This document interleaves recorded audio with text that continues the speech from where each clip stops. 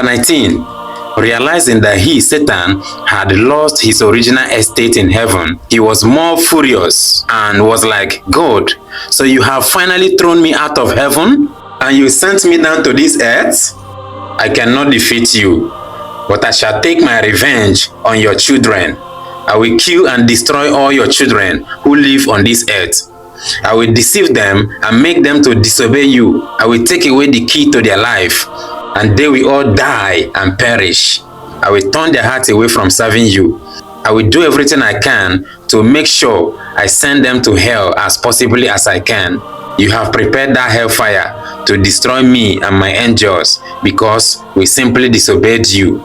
We won't be the only one to perish in that hellfire. These your precious children on earth must share our fate in hell. God, I promise you this. Number 20. Woe to the earth. Satan decided with great determination. The whole earth is now in trouble. Realizing what Lucifer, who has now become Satan, is capable of doing, God lamented, and there was a loud cry in heaven, saying, Therefore rejoice, ye heavens, and ye that dwell in them.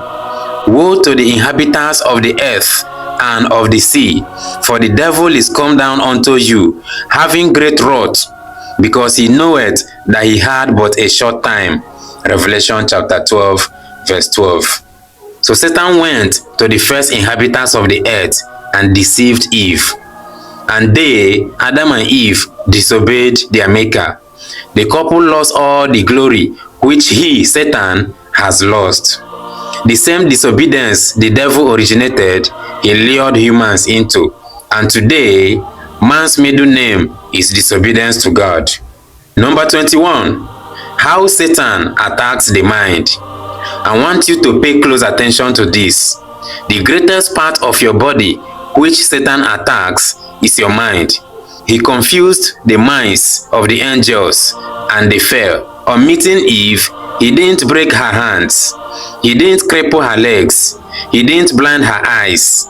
He didn't stab her in the stomach. He confused her mind and she fell. This is why you must always guide your mind with all diligence. The mind is the powerhouse of all our being. When the mind is attacked and conquered, it is easier to defeat the rest parts of the body. If there is a precious treasure you must seek to protect at all costs, it is your mind. The mind is the chamber of wisdom, for knowledge, for understanding, for decision making. Be careful the kind of knowledge you receive from pastors. Be careful of the kind of knowledge you receive from motivational speakers. How does Satan attack the mind? By feeding your mind with false and corrupting knowledge that always appear to be true. Most knowledge in the world today are a trap from Satan and his wicked angels. Humans operate according to the knowledge they have received. If most of the knowledge in the world today are pure, evil will be minimal. The increase of evil is the child of false knowledge. Guide and guard your mind. Be careful of the kind of books you read. Be careful of the TV programs you watch. Be careful of the videos you see. Be careful of the songs you listen to. Be careful of the information you consume from the social media. Be careful of the words you hear from people around you.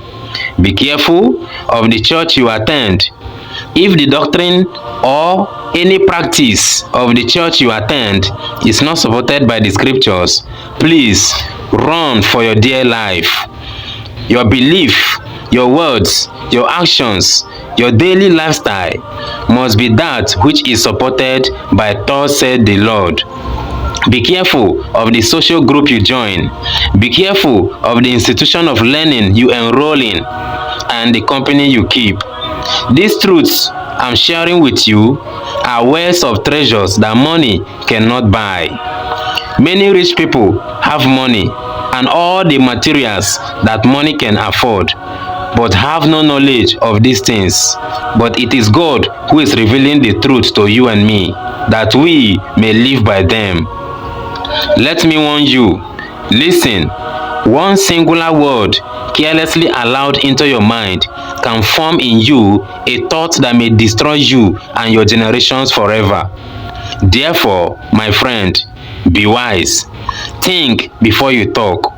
Look before you leap. Listen before you speak. Give before you receive. Discern before you act. Had I known is the anthem of the ignorant. Number 22. Why education curriculum is distorted today. Since heaven, it has always been Satan's endeavor to disregard God's law of love, oppose his laid down principles, introduce his own evil schemes, and then induce humans to follow after his devising.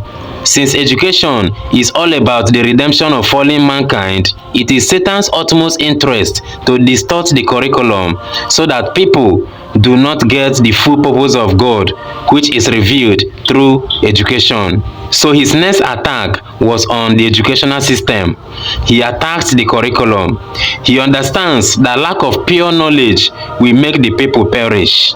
Number 23. Adam and Eve educated their children. Adam and Eve sinned, yet the couple made effort to train their children, to train their generations in the fear of God. But Satan threw his nets and caught some away. Abel, Seth, Enoch, Noah, and a few others followed the path of God. But Cain, Tubal, and the rest majority followed after the path of Satan. Satan and his angels have dedicated all their life, all their time, all their resources, and all their powers to ruin all human beings. Your destruction is Satan's mission. It is his vision and happiness. You are wondering, Arthur Gramella, why are you discussing the angels this deep all through this series? The answer is simple. It is because I want you to understand that all the crises, chaos, sufferings, disasters you are experiencing in the world today are all caused by these fallen angels. These angels are the demons and evil spirits you hear people talk about. They are the cause of the falling standard of true education. They are the cause of your hardship. They are the cause of your struggles, your poverty, your tears, your disappointments, your heartbreaks. They are the cause of your sickness and death. Number 24. The sons of Satan. Satan and his angels work their way into the minds of the rulers of this world, into the minds of the leaders, into the minds of the powerful people of this earth, and use them as tools to bring down and destroy humanity. All men who allow themselves to be used by God are the sons of God. All men who allow themselves to be used by the devil are sons of Satan.